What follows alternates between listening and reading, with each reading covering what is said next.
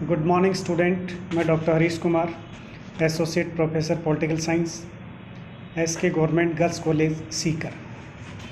आज की क्लास में हम हमारा नया जो टॉपिक शुरू कर रहे हैं, चाइना की फॉरेन पॉलिसी है, उसके ऊपर डिस्कस करेंगे। इसमें सबसे पहले अपन एक इंट्रोडक्शन के रूप में इस चीज़ के ऊपर चर्चा करेंगे। चीन का उदय होना द्वितीय महायुद्ध के बाद स्वीकार किया गया। अक्टूबर 1949 की क्रांति के बाद चीन में दो सरकारें स्थापित हुई। माओ त्से तुंग के नेतृत्व में साम्यवादी सरकार, जिसकी राजधानी पीकिंग में स्थापित की गई थी, और दूसरी चांग काई शेक के नेतृत्व में पूंजीवादी समर्थक सरकार, जो कि निर्वासित सरकार भी कही गई थी। इस प्रकार 1949 की क्रांति के बाद में ये दो सरकार अस्तित्व में आई, एक माओ त्से तुंग के नेतृत्व में, दूसरी चांग काई शेक के नेतृत्व में। हालांकि दूसरी जो सरकार थी उसको मान्यता नहीं दी गई थी। चीन की क्रांति व साम्यवादी सरकार की स्थापना का प्रभाव एशिया, अफ्रीका, लैटिन अमेरिका के राष्ट्रों पर भी पड़ा। एशिया की राजनीति आज भी चीन की भूमिका को शक्तिशाली मानी जाती है। चीन की विदेश नीति पर प्रभाव डालने वाले बिंदु कौन कौन से थे, उनके ऊपर अपन चर्चा करेंगे। उसमें सबसे पहले नंबर पे हम बात करेंगे कि चीन अमेरिका की विदेश नीति से काफ़ी प्रभावित रहा था।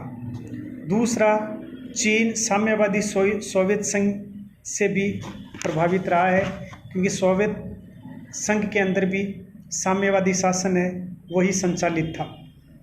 तीसरा, चीन अपने पड़ोसी राष्ट्रों की विदेश नीतियों से भी प्रभावित रहा है।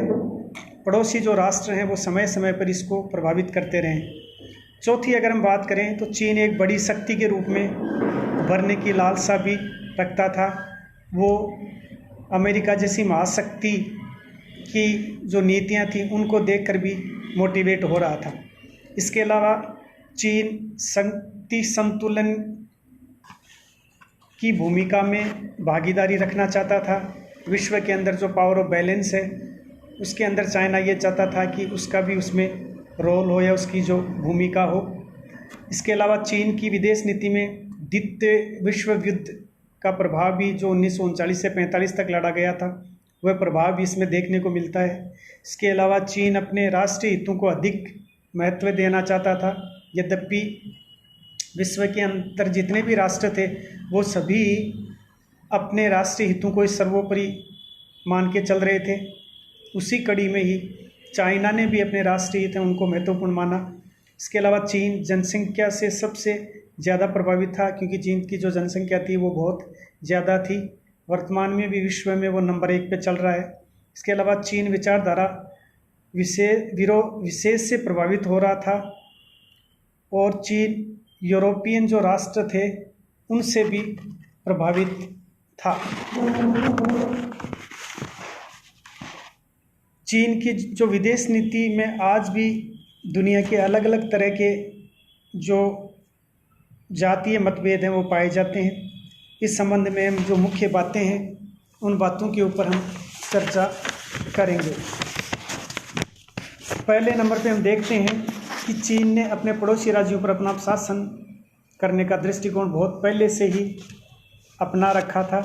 इस कारण चीन पड़ोसी राष्ट्रों के साथ साथ स्वायत्त प्रदेशों पर भी अपना कब्जा करने का दृष्टिकोण रखता था।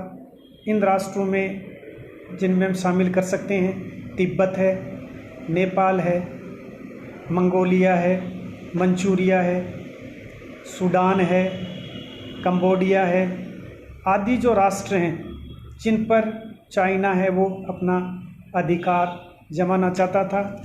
विस्तारवादी नीति के तहत वो अपने देश का भूभाग है उसको फैलाना चाहता था, और इसी दृष्टि को ध्यान में रखते हुए उसने जिन राष्ट्रों के बारे में अपन ने चर्चा की, चाहे वो तिब्बत हो, चाहे वो नेपाल हो, या मंगोलिया हो, मंचूरिया हो, सूडान हो, कंबोडिया हो, इन सब राष्ट्रों की तरफ उसका ध्यान था। और अपनी इस विस्तारवादी नीति के तहत ही वो इनको अपने अंदर शामिल करने की योजना समय समय पर बनाता रहता था। दूसरी हम चर्चा करें चाइना के बारे में, जातीय मतभेद जो पाए जाते हैं उनको लेकर, तो उसमें है चीन के चारों तरफ बफर स्टेट के रूप में जो राष्ट्र बसे हैं उनके कारण चीन की सुरक्षा को कोई खतरा नहीं रहा है, क्योंकि बफर स्टेट उसके लिए एक तरह से सुरक्षा का काम कर रहे थे और उसको सुरक्षित रखने के अंदर उनकी बहुत बड़ी भूमिका थी।